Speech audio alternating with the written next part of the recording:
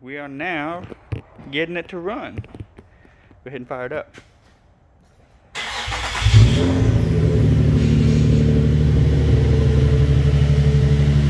Look at that. Pretty, clean, all put back together. Give me a rev. Rev it.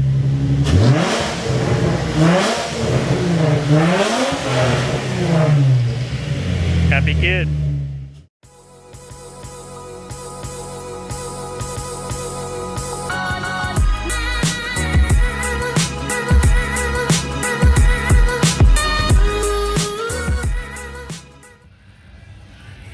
How many miles did you get on it before that happened? 180 on this. 180 miles. I mean, before you put it in and you drove it around for the weekend, it was like 180 miles and then it broke?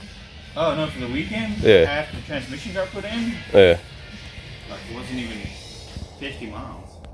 And then you pick up this engine from Orlando. Yeah, JDM importers. JDM importers, and you said it has 40,000 miles if you translate it from kilometers? Yep. Cool. So that's going in today? Yeah. Cool. And you're gonna. So then you're just switching over. You did the valve covers and I see the coils, and what else you gotta do? Yeah. I'm wondering, did he take the freaking plugs out of this? Oh yeah, because it had all new. Yeah, it had new plugs. Why do you think the timing chain broke on this engine? What is your theory on it, if any, or what can cause that? Well, generally these engines have bad oil issues.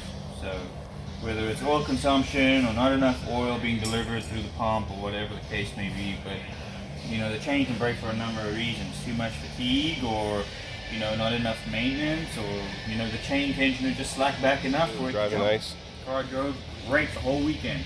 Right. And I pulled in on Monday morning, stopped at the gate and opened it up and shut off right there.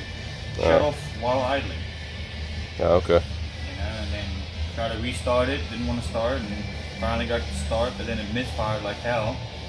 And then we had no compression on a cylinder, and at that point we ran compression, and then I ran a leak down test and found it was leaking through the exhaust valves, and that tells me it smacked the valve. Right. So it just smacked it enough. Yeah, the head could have been taken off and redone, but you know, by the time you take heads off, send them off to machine shop, that's a cost. Then you gotta buy gaskets, that's a cost. Then you gotta buy all new chains, that's another cost. Right. You know, it adds up real quick versus buying, you know, in retrospect, it would have been close, but you know, you got an engine that's got 180,000 miles on it.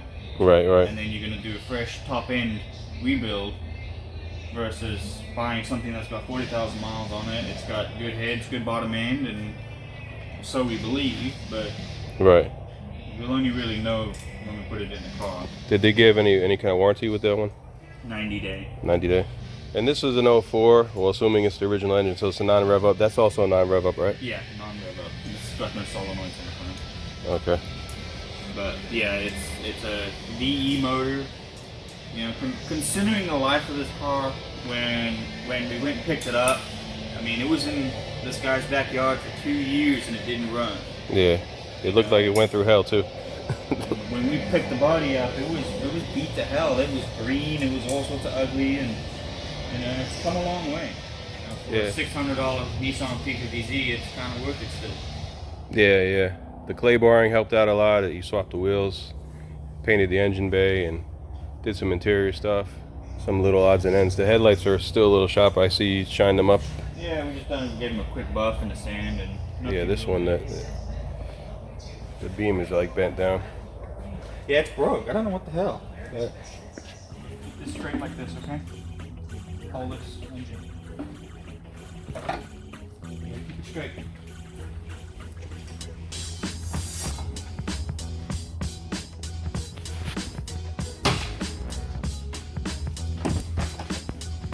Forward a little bit.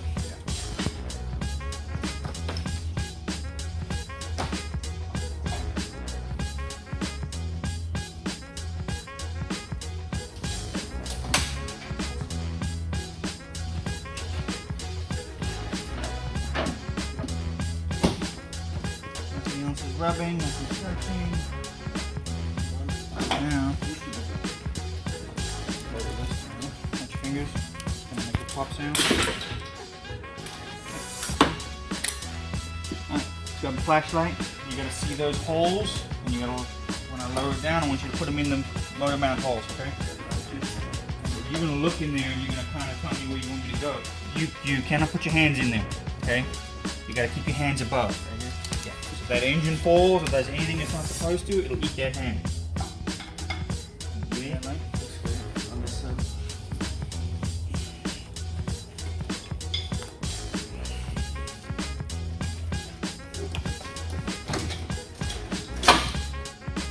I'm in my side. Yeah, all this.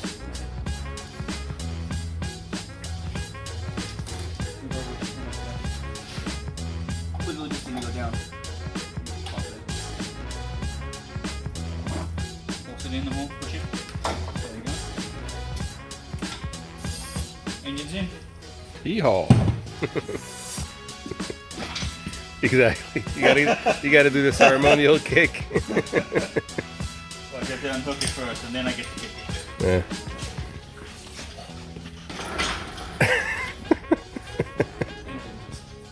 Oh. What the hell are you talking about?